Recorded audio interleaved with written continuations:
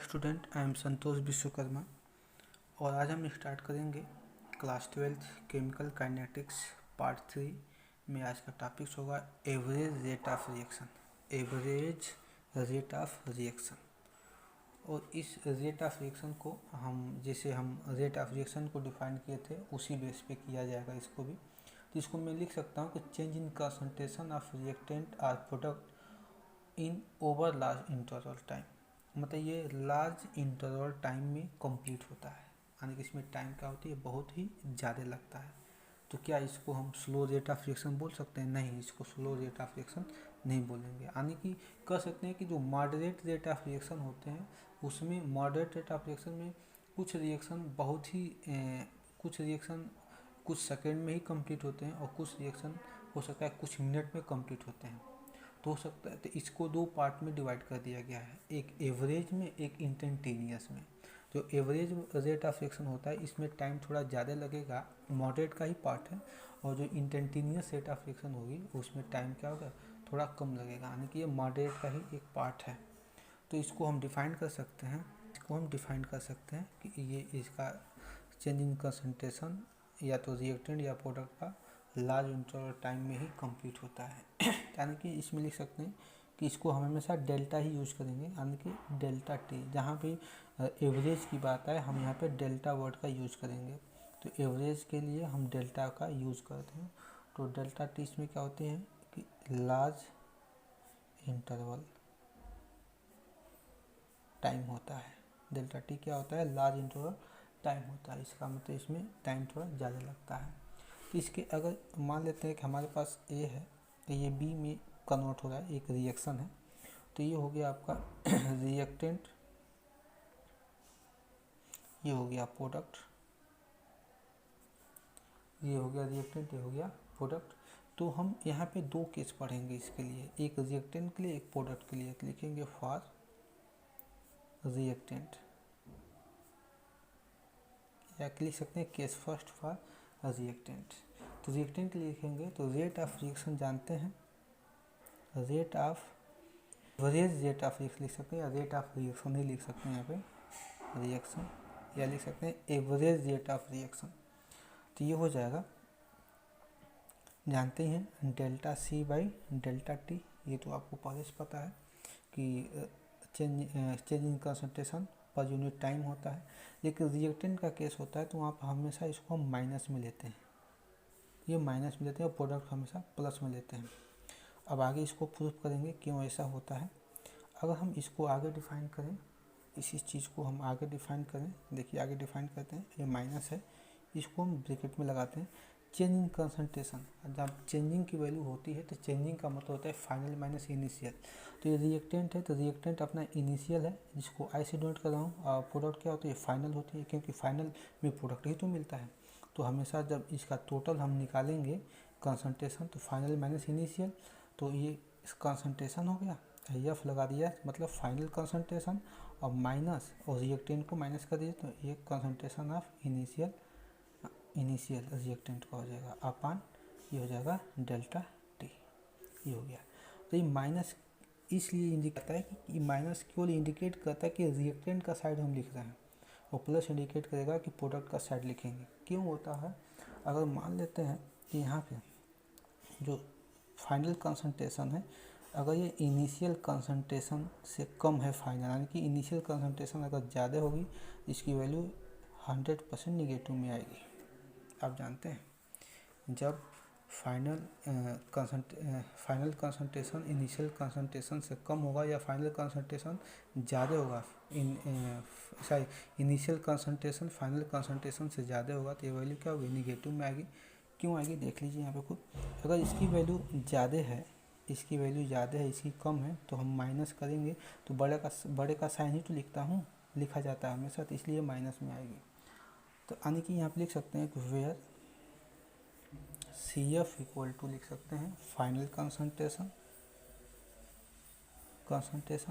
और C I equal to initial concentration, और delta T हो जाएगा चेंज इन टाइम,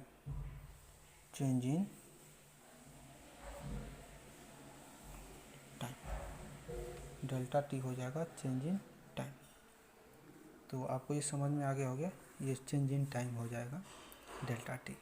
अगर इसके बीच में हम एक ग्राफ प्लाट करें, हम ग्राफ प्लाट करें इसके बीच में, तो आप ग्राफ के लिए देखें, तो अगर हम यहाँ पे एक ग्राफ प्लाट करते हैं, देखिएगा ये ग्राफ प्लाट होती है, ये टाइम है, और यहाँ पे हम लिख देते हैं रिएक्टेंट, रिएक्शन लिख लेते हैं यहाँ पे रिएक्शन और टाइम के बीच में हम ग्राफ लेते हैं, इसमें रिएक्टेंट के केस में लिखते हैं। तो सारी रिएक्टेंट है तो रिएक्टेंट ही ले लेते हैं, रिएक्टेंट, ये रिएक्टेंट ले लेते हैं। तो हमारा पता है कि इसमें क्या होता है कि यहाँ पे लिखिए CF कम होता है CI क्या होती है, ज़्यादा होती है। CI क्या है, इनिशियल कंसंट्रेशन, तो हम इनिशियल कंसंट्रेशन को ऊपर लगा देंगे, इनिशियल कंसंट्रेशन है, हम मान लेते हैं यहाँ पे ये फाइनल कंसंट्रेशन है, ये हुआ। तो अगर हम देखिएगा, अगर हम निगेटिव चार्ज मतलब क्या होता है कि यहाँ पर रेट ऑफ रिएक्शन क्या होती है, डिक्रीज होती है। निगेटिव चार्ज इंडिकेट कर रहा है कि रेट ऑफ रिएक्शन डिक्रीज हो रही है। तो मतलब रेट ऑफ रिएक्शन इनिशियल की ज़्यादा थी यहाँ पे, ठीक है, यहाँ पे ज़्यादा इनिशियल की वैल्यू जब ज़्यादा होगी और धीरे धीरे निगेटिव में आ रही है, मतलब कंसंट्रेशन इसका क्या होगा, डिक्रीज कर रहा है, तो इसका स्लोप ऐसे बनेगा, इस टाइप का बनेगा।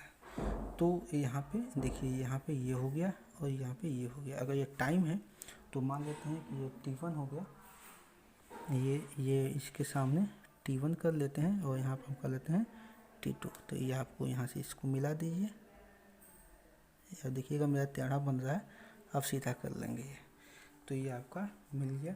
और इसके बीच का जो डिस्टेंस होगा, यानी कि CF माइनस CI, इसको बोलते हैं डेल्टा C, और इसके बीच का बोलेंगे डेल्टा T। तो ये आपको ये ग्राफ समझ में आ गया होगा। तो इसके बाद से हम प्रोडक्ट का केस देख लेते हैं।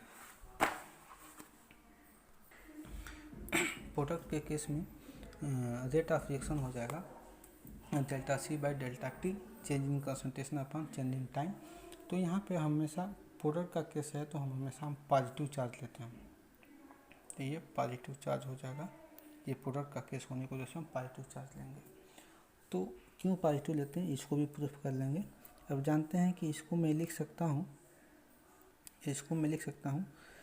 CF माइनस CI, जैसे ऊपर पहले वाले में लिखा था, अपॉन डेल्टा T। ये पॉजिटिव चार्ज तो पॉजिटिव चार्ज लिखूँगा यहाँ पे। क्यों लिखते हैं, क्योंकि यहाँ पे CF की जो फाइनल कंसंट्रेशन है, इसकी वैल्यू ज़्यादा होती है इनिशियल कंसंट्रेशन से, तो हमेशा ये पॉजिटिव साइन ही आएगा, क्योंकि जब इसकी वैल्यू ज़्यादा होगी तो इसके आगे प्लस है तो पॉजिटिव साइन ही आएगा, इसीलिए पॉजिटिव हो जाता है। अगर इसके में हम ग्राफ एक ग्राफ प्लाट करें इसके लिए, तो देखिए ग्राफ में फाइनल की कंसंट्रेशन क्या है, ज़्यादा है, तो हम फाइनल वाले को ज़्यादा कर लेते हैं, और इनिशियल वाले की कम है तो इनिशियल वाले को नीचे रख देते हैं। ये टाइम है, तो टाइम आपका हो जाएगा ये T1 हो जाएगा, ये मान लेते हैं T2 हो जाएगा, यहाँ पे हम इंडिकेट कर देते हैं। तो देखिए आप खुद सोचिए कि यहाँ पे इसका ज़्यादा है तो ये आपको मान लेते हैं यहाँ पे है तो ये आ गया, देखिए कहाँ तक आता है, यहाँ पे है तो यहाँ पे आएगा। तो इसको हम यहाँ पे इस प्लाट को मिक्स कर लेते हैं, मिला देते हैं, ऐसे यहाँ पे आ गया। और ये वाला प्लाट जो है, ये ग्राफ जो है, ये वाला ग्राफ यहाँ पे आके मिक्स होता है, यानी कि रेट बढ़ रही है, यानी कि रेट ऐसे बढ़ेगी। मतलब पहले क्या थी, इसका प्रोडक्ट का रेट हमेशा ज़्यादा होता है रिएक्टेंट के। तो यहाँ पे देखिए मान लीजिए प्रोडक्ट रिएक्टेंट पहले स्लो था, रिएक्टेंट कम है, तो रिएक्टेंट पहले यहाँ पे 0 पे था, और धीरे धीरे उसकी कंसंट्रेशन रिएक्टेंट की हाई हो गई है और प्रोडक्ट में चेंज होता चला गया, यानी कि प्रोडक्ट यहाँ से बढ़ता चला जा रहा है, ऐसे ये बढ़ता चला जा रहा है ऐसे, यानी कि ये कर्व के जैसे होगा। मैं इजली बना नहीं पाया हूँ यहाँ पे, आप इसको ऐसे बना लेंगे। यहाँ पे क्या है, ये फाइनल है, ये क्या है, इनिशियल है।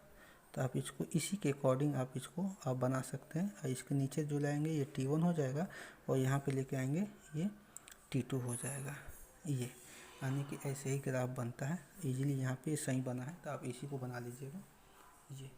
तो ये हमारा आज का टॉपिक समाप्त होता है, और नेक्स्ट टॉपिक में हम instantaneous rate of reaction consider करेंगे। Thanks for watching my this video.